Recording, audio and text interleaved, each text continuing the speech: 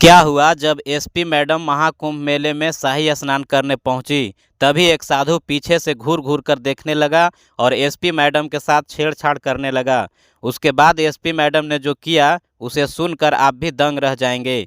लेकिन इस सच्ची घटना के पीछे एक 7 साल पुरानी दुश्मनी का रहस्य भी खुलेगा। इसलिए इस सच्ची घटना को शुरू करने से पहले आप सभी इस वीडियो को लाइक कर दें और यदि हमारे चैनल पर नए हैं तो चैनल को सब्सक्राइब कर लें और इस सच्ची घटना के अंत तक जरूर देखना। दोस्तों, दरअसल इस घटना की शुरुआत होती है उत्तर प्रदेश के एक छोटे से शहर सिधौली से, जहां पर साल 2019 में आनंदी भारद्वाज नाम की एक महिला एसपी अधिकारी की ज्वाइनिंग हुई थी। आनंदी भारद्वाज एक बहुत ही कर्तव्यनिष्ठ एवं ईमानदार महिला एसपी थी, अधिकारी थी। उन्होंने अपने जीवन काल में आज तक ना तो कोई किसी के साथ अन्याय किया था, ना किसी से रिश्वत ली थी। आनंदी भारद्वाज के नाम से बड़े अपराधी भी कांपते थे। दोस्तों, आनंदी भारद्वाज एक बहुत ही गरीब एवं मध्यम वर्गीय परिवार की बेटी थी। आनंदी भारद्वाज के पिता स्कूल में चपरासी का काम करते थे और उनकी माता सब्जी मार्केट में सब्जी बेचने का काम करती थी। आनंदी भारद्वाज बचपन से ही साधु संतों में बहुत विश्वास रखती थी और हिंदू धर्म को बहुत मानती थी।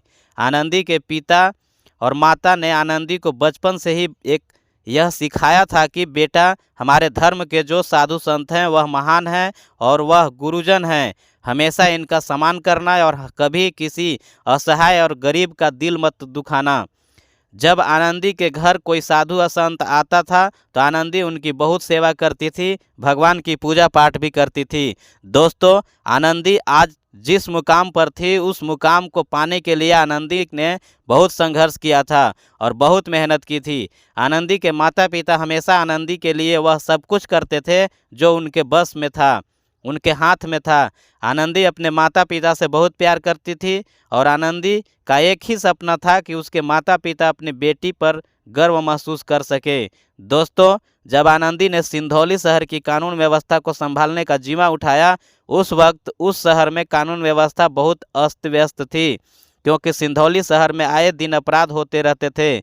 दोस्तों, उत्तर प्रदेश कोई साधारण प्रदेश नहीं है। वहां पर कानून की धज्जियां आज से नहीं बल्कि पिछले कई सालों से उड़ती हुई आ रही थी। जब एसपी साहिबा का तबादला सिधौली शहर में हुआ था, उस वक्त वहां पर भी बहुत सारे अपराध हो रहे थे। लेकिन एसपी मैडम का तबादला होने के बाद वहां पर अपराधों में कमी आई थी। जब एसपी मैडम का एक दिन उस शहर की कानून व्यवस्था देखने के लिए राउंड पर निकलती है, तब एसपी मैडम यह देखकर बहुत खुश थी कि सब लोग एसपी मैडम का धन्यवाद कर रहे थे। सब लोग आनंदी भारद्वाज को यह बोल रहे थे कि मैडम, जब से आप इस शहर में आई हो तब से हमारे ऊपर जो अत्याचार हो रहे थे वह बंद हो गए हैं, जो गुंडागर्दी हो रही थी वह भी कम हो गई है।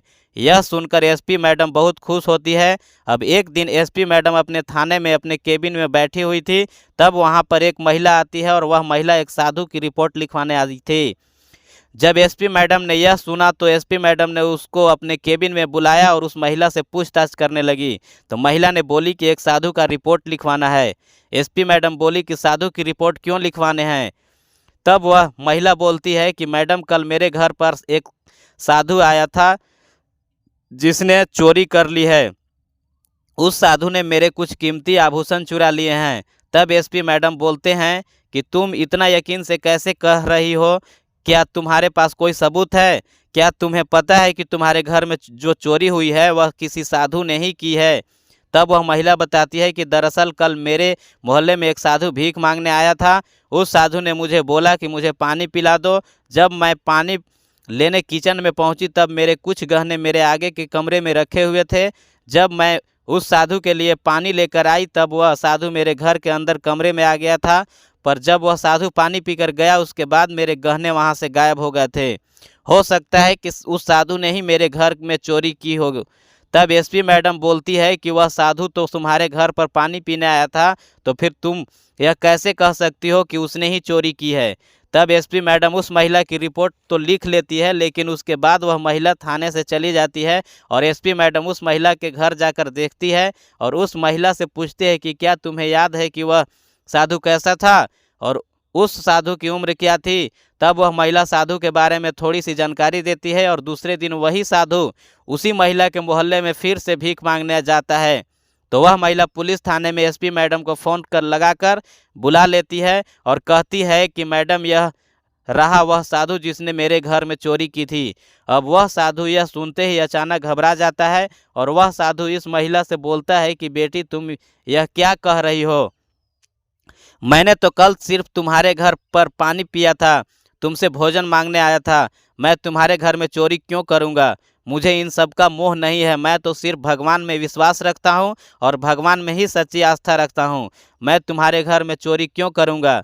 तब वह महिला एसपी मैडम के सामने बोलती है कि मैडम, यह साधु झूठ बोल रहा है, आप इसका झोला चेक करो। तब वह साधु एसपी मैडम को बोलता है कि बेटी, मैंने इनके घर में कोई चोरी नहीं की है। मैं तो भीख मांगकर अपना गुजारा करता हूँ। जो मुझे जो खुशी से दे देता है मैं उसी में खुश रहता हूँ। यह औरत मुझ पर झूठा इल्ज़ाम लगा रही है। तो दोस्तों, एसपी मैडम साधु संतों में बहुत विश्वास रखती थी। एसपी मैडम ने धीरे से उन साधु महाराज से कहा कि महाराज जी, मैं आपकी बात समझती हूँ, लाइए मुझे आप एक बार अपना झोला चेक करने दीजिए, ताकि इन माता जी को भी संतुष्टि मिल जाए कि आपने इनके घर से किसी प्रकार की चोरी नहीं की है। तब वह साधु महाराज थे, वह एसपी मैडम को अपना झोला दे देते हैं। जब एसपी मैडम ने झोला चेक किया तो उस झोले के अंदर कुछ भी नहीं था। तब वह महिला बोलती है कि मैडम जी, आप इस साधु को थाने में ले जाकर जेल में बंद करके पूछिए, तब यह सब कुछ आपको सच बता देगा। आप इसके भोले चेहरे पर मत जाइए। अब दोस्तों, एसपी मैडम का कानून में बंधी हुई थी। अगर एसपी मैडम उस साधु को थाने में लेकर नहीं जाती तो वहाँ के लोग और वहाँ के जो भी बड़े अधिकारी था वह एसपी मैडम को शक के दायरे में ले लेते और एसपी मैडम का विरोध करते। इसलिए एसपी मैडम अपनी ड्यूटी निभाते हुए, अपना फर्ज निभाते हुए उस साधु महाराज को थाने में ले जाती है।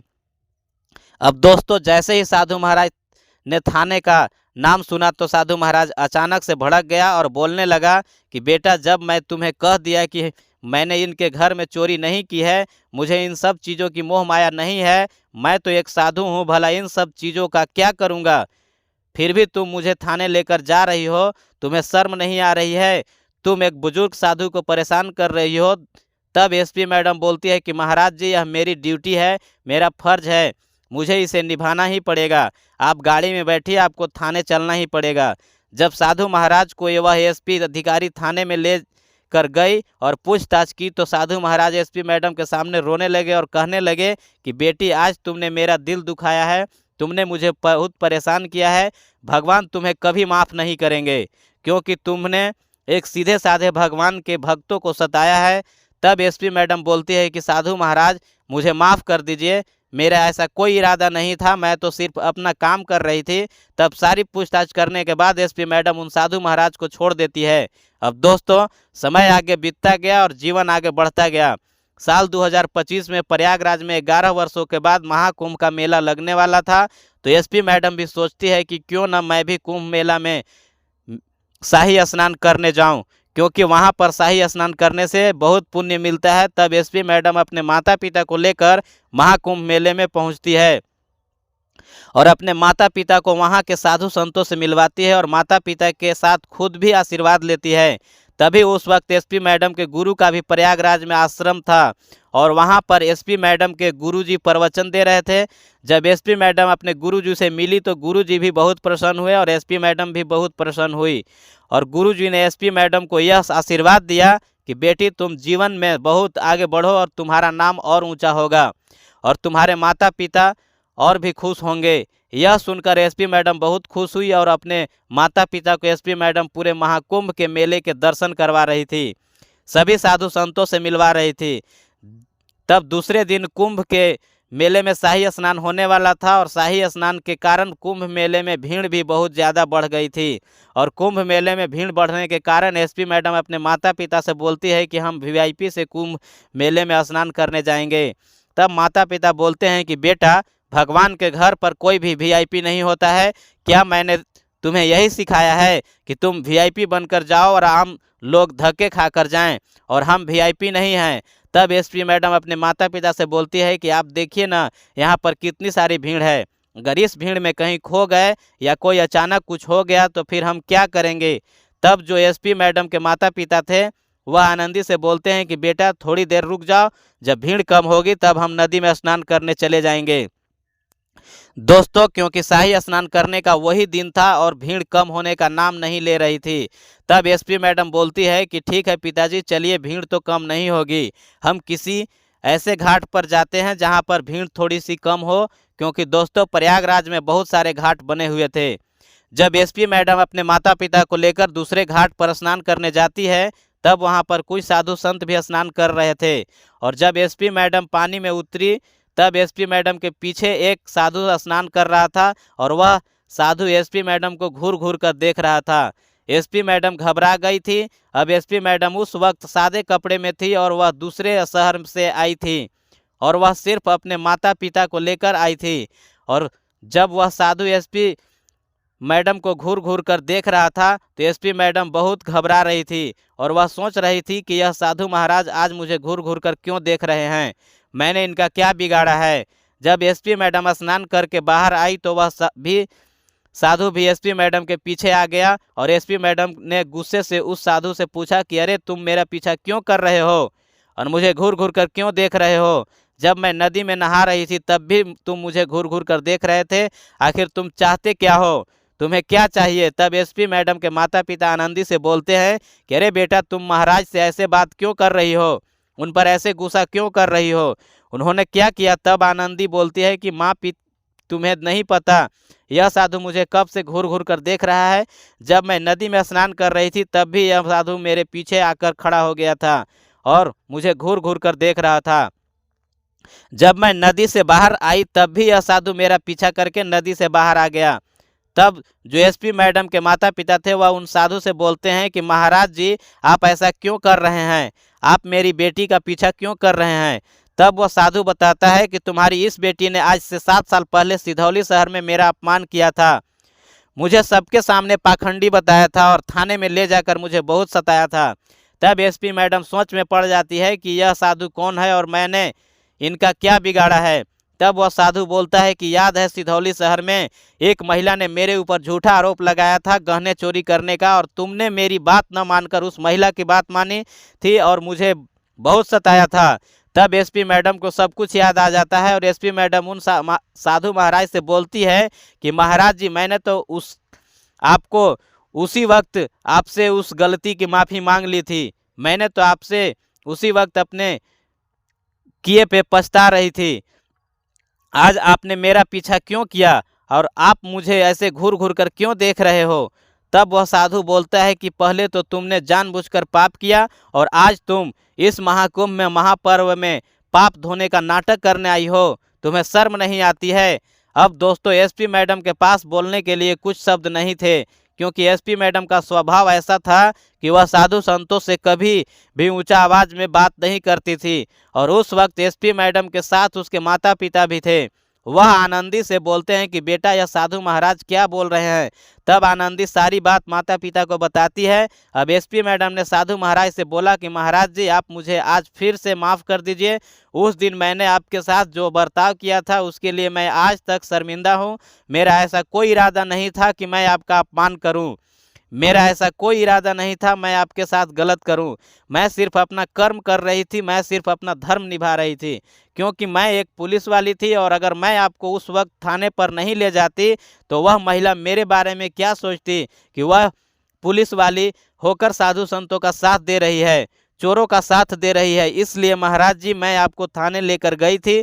तब वह साधु बोलता है कि बेटी तुम मुझे थाने में लेकर गई थी, वहाँ तक तो ठीक था, लेकिन तुमने सारे पुलिस वालों के सामने मेरा अपमान किया था, मुझे ज़मीन पर नीचे बिठाया था।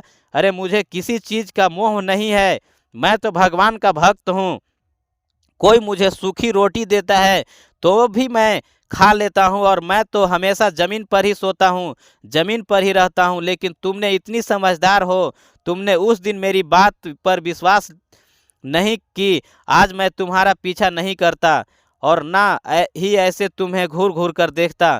तब एसपी मैडम बोलती है कि महाराज जी हमें माफ़ कर दो, हम उससे बहुत बड़ी गलती हो गई।